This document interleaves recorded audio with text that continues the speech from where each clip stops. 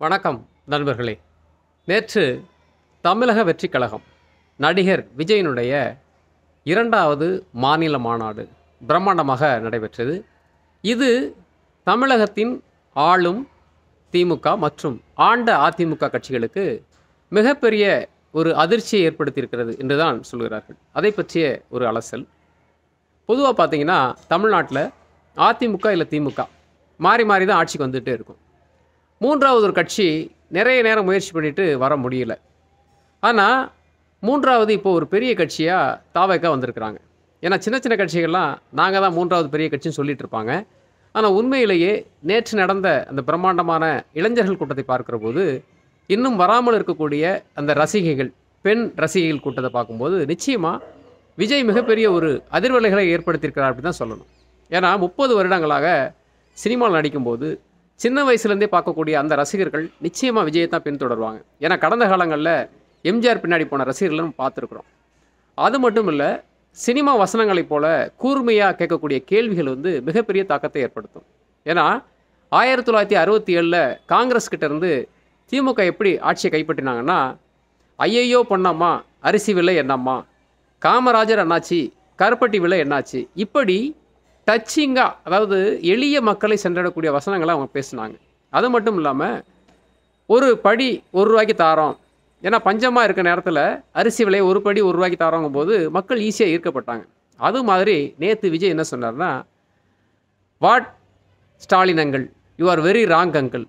அதாவது என்னென்னா, நீங்கள் செய்கிற ஆட்சி ரொம்ப தவறுதலாக இருக்குது அப்படின்னு ரொம்ப ஈஸியாக. ஏன்னா இன்றைக்கி மீடியா உலகத்தில் சின்ன சின்ன வசனங்கள் கூட மிகப்பெரிய தாக்கத்தை ஏற்படுத்தும். What uncle, you are very wrong uncle அப்படின்னு பேசக்கூடிய அந்த வார்த்தை கிராமத்தின் கடைக்கோடி வரைக்கும் அந்த ரசிகர்கள் கூட்டம் கொண்டு போயிடுவாங்க. அது மட்டும் இல்லை, மத்திய அரசையும் மாநில அரசையும் சம அளவில் எதிர்க்கிறார். அப்போ என்ன ஆகுன்னா, ஒரு 5 ஆண்டு காலம் ஒரு ஆட்சி செய்யும்போது நிச்சயமாக மக்களுக்கு நிறை குறை இருக்கும். அப்போ அவங்க அடுத்த ஆப்ஷனை தேடுவாங்க. இப்போ ஏற்கனவே இருக்கக்கூடிய அதிமுக பல்வேறு பிரச்சனைகளில் அவங்க பல பிரிவுகளாக பிரிஞ்சிருக்கிறதுனால யாருக்கு ஓட்டு போடுறதுன்னு குழப்பம் நிச்சயமாக மக்களுக்கு இருக்கும். அது மட்டும் இல்லை, 91 எலெக்ஷனில் ராஜீவ்காந்தி மரணத்தில் அதிமுக மிகப்பெரிய வெற்றியை பெற்றது. அடுத்த 96 எலெக்ஷனில் அந்த ஜெயலலிதா எதிர்ப்பலையால் திமுக மிகப்பெரிய வெற்றி பெற்றது. மற்ற எலெக்ஷன்லாம் பார்த்தீங்கன்னா ஆளும் கட்சி எதிர்கட்சிக்கு மிகப்பெரிய அளவில் ஒரு வித்தியாசம் இல்லை. பெரும்பாலும் நகரங்களில் 50லேருந்து 55% ஓட்டு பதிவாகும். கிராமங்களில் 65லேருந்து 70 வரைக்கும் ஓட்டு பதிவு நடக்கும்.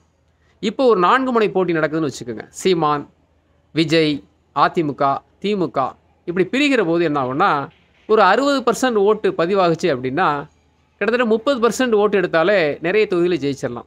அதுவும் 4 பிரிவாக பிரிக்கும்போது கிட்டத்தட்ட 15-16% ஓட்டு, 20% ஓட்டு வாங்கினாலே நிறைய தொகுதியில் வெற்றி வாய்ப்பை மாற்ற முடியும்.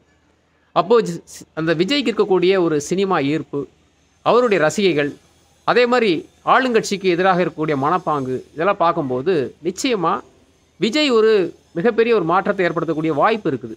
ஏன்னா இன்னும் நிறைய அதிரடியான மாற்றங்கள் நிகழக்கூடும். ஏன்னா மக்களுக்கு இந்த டைம் நிறைய வாய்ப்பு இருக்கும். ஏன்னா எல்லா கட்சிகளும் பயத்தில் இருக்கிறதுனால நிறைய பணத்தை இறக்க முயற்சி பண்ணுவாங்க, புதிய புதிய வியூகங்களை வகுப்பாங்க. ஆனால் விஜய் மிக குறுகிய நேரத்தில் பேசினா கூட பேச வேண்டிய வசனத்தை அவர் பேசிட்டு மற்ற எல்லாரையும் பேச வச்சுருக்கார். அதுதான் ரொம்ப ரொம்ப முக்கியம். ஏன்னா நிறைய பேர் பார்த்திங்கன்னா மணிக்கணக்கில் பேசுவாங்க, அப்புறம் 2 நாளில் மக்கள் மறந்துடுவாங்க. ஆனால் அவர் குறைந்த நேரத்தில் குறிப்பிட்ட சில வசனங்களை பேசி தாக்கி நடக்கும்போது அது மக்கள் மத்தியில், அது இன்றைக்கி இருக்கக்கூடிய ட்ரெண்டில் வீடியோவாக ஷார்ட்ஸாக திருப்பி திருப்பி திருப்பி போட்டு அந்த வசனங்களை கூர்மைப்படுத்திக்கிட்டே இருப்பாங்க. ஸோ எதை விதைத்து திமுக ஆட்சிக்கு வந்தாங்களோ அதே மாதிரியான வசனங்கள் மீண்டும் அவர்களை எதிர்கொள்ள வேண்டிய நிர்பந்தம் ஏற்பட்டிருக்கு. ஏன்னா நாடகத்திலிருந்து சினிமாவுக்கு மாறும்போது எம்ஜிஆருடைய மிகப்பெரிய பிரச்சாரம் 1967 திமுக ஆட்சி வர உதவுது. அதே மாதிரி தான் அந்த திமுகவை அகற்றும்போது எம்ஜிஆருடைய அந்த வலிமையான, கவர்ச்சிகரமான, அந்த எளிய மக்களுடைய அன்பு அவரை கொண்டு ஆட்சியில் அமர்த்துது.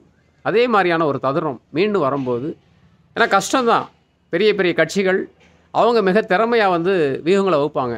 ஆனால் ஓட்டுகள் சிதறும்போது யாருக்கு வெற்றி வாய்ப்பு, இன்னும் கூட்டணிகள் எந்த பக்கம்லாம் மாற போகிறாங்கன்ற பொறுத்து நிறைய வித்தியாசம் இருக்கும். ஆனால் விஜய் நிச்சயமாக இன்னொரு 20 வருடங்கள் அவருக்கு வாய்ப்பு இருக்குது. 4 எலெக்ஷனை கூட பார்க்கலாம். முதல் தேர்தலில் ஒரு 15% ஓட்டு வாங்கக்கூடிய கெப்பாசிட்டி இருந்ததுன்னா நிச்சயமாக மிகப்பெரிய ஒரு அந்த 2வது இடத்தை நோக்கி நகர முடியும். ஏன்னா இன்றைக்கி தமிழ்நாட்டில் 2 கட்சி இருக்குது. 3வது மிகப்பெரிய கட்சியாக எந்த கட்சியுமே இல்லை. இந்த 2 கட்சிகளும் சம அளவில் ஓட்டு வாங்கக்கூடிய ஒரு 3வது கட்சி வந்துருச்சு அப்படின்னா, அது 2 பேருக்குமே வந்து நிச்சயமாக அச்சம் இருக்கும். ஏன்னா முக்கால்வாசி நேரம் இந்த திமுக, அதிமுக பார்த்தீங்கன்னா, முக்கியமான அமைச்சர்கள் அந்த நேருக்கு நேர் மோத மாட்டாங்க. இவர் முக்கியமாக இருக்க தொகுதியில் அங்கே டம்மி வேட்பாளர் போடுவாங்க. அவங்க முக்கியமான அமைச்சர் தொகுதியில் அவர் டம்மி வேட்பாளர் போடுவார். இந்த மாதிரி ஒரு அட்ஜஸ்ட்மெண்ட்டில் தான் அவங்க இது வரைக்கும் பாலிடிக்ஸ் நடந்துக்கிட்டே இருக்குது. ஸோ இதுக்கு ஒரு ஆபத்தான நிலைமை வரும். அப்படி வரும்போது மக்களுக்கான ஒரு மாற்றம் நடக்கும். அது நிச்சயமாக நல்லா இருந்ததுன்னா எல்லாருக்குமே வரவேற்கக்கூடிய ஒரு விஷயம். ஸோ இது வந்து மிகப்பெரிய ஒரு எழுச்சியை தான் இருக்குதுன்னு நம்ம பார்க்குறோம். அடுத்தடுத்த பதிவில் சந்திக்கலாம். நன்றி.